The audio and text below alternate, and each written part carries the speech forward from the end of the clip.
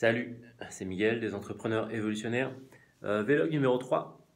Aujourd'hui, je vais vous parler résilience et tout seul, pas accompagné de mon compère Anthony cette fois, parce que justement mon compère Anthony a trouvé la bonne idée de se fracturer le pied au moment où on lance notre programme. Aujourd'hui, je me lance. Il s'est lancé, mais d'un peu trop haut, d'un rocher dans la forêt de Fontainebleau. Et il s'est cassé le pied, le couillon.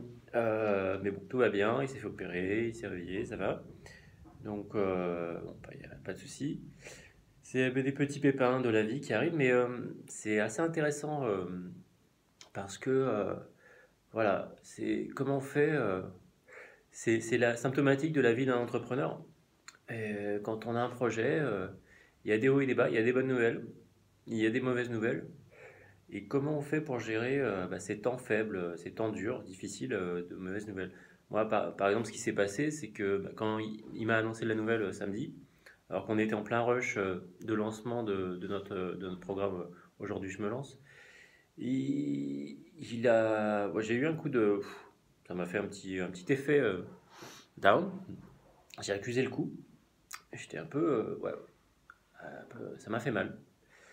Un petit coup de massue, ouais. Vous sentez le petit coup de massue là. Bon, c'est un peu dur. Mais dès le lendemain, voilà, après une bonne nuit, voilà, je me suis dit, mais bon, c'est pas très grave, il y a quelques jours à passer. De toute façon, on peut bosser en ligne, on est dans le digital, on peut bosser en ligne, voilà, il n'y a pas de souci. Et puis, j'irai chez lui bosser de temps en temps. Mais ouais, je me suis remobilisé. Qu'est-ce que j'ai fait? Donc, j'ai évalué, voilà, évalué objectivement l'impact de cette mauvaise nouvelle. Qu'est-ce que ça allait avoir comme conséquence vraiment négative? Et bon, voilà, conséquence négative, c'est que je suis plus avec mon pote tous les jours au Remix, dans notre espace de coworking, où on s'amuse, voilà, on fait ses vidéos, on s'amuse énormément, on travaille, on s'amuse énormément et on s'amuse énormément. Mais bon, voilà, tant pis. Je me suis et le côté positif de ça, après, je me dis, il y a toujours un côté négatif et un côté positif. C'est le verre à moitié vide, le verre à moitié plein. Et donc, je me suis dit, oui, je vais moins m'amuser, moins rigoler, mais je vais être plus focus. Et maintenant, ça tombe bien parce qu'on a une belle offre, on a un beau produit, on a énormément de choses à faire pour maintenant, on sait qu'on doit travailler sur se rendre visible et sur la communication. Et voilà, je vais être plus focus tout seul. Ça me permet d'être vraiment laser focus et d'être à fond. Donc voilà, le verre à moitié plein. Et voilà, et c'est toujours voir le côté positif. Il y a d'autres choses, c'est que je vais casser ma routine. Je vais aller voir Anthony à Bois-le-Roi pour travailler. On va trouver, voilà. Et au bout d'un moment, je me suis dit, peu importe, peu importe, en fait, on va trouver des solutions. Voilà. Ça force ces obstacles-là, ça force à développer la résilience. Ouais, c'est ça la résilience, c'est la créativité positive pour surmonter les obstacles. Pour moi, ça serait ma définition de la résilience. La force, le courage et la créativité positive pour voir, ok, il y a cet obstacle-là, ce coup dur, comment je vais faire? Alors je le mesure déjà objectivement, et après, je passe par-dessus, je trouve une autre porte, je crée d'autres choses, et je suis doublement motivé. C'est surtout, voilà, c'est ça, c'est zéro syndrome de la victime, zéro victime, zéro c'est la faute de ceci, c'est la faute de cela, il fait pas beau, il y a eu, voilà, ils sont méchants, ils ont refusé mon truc.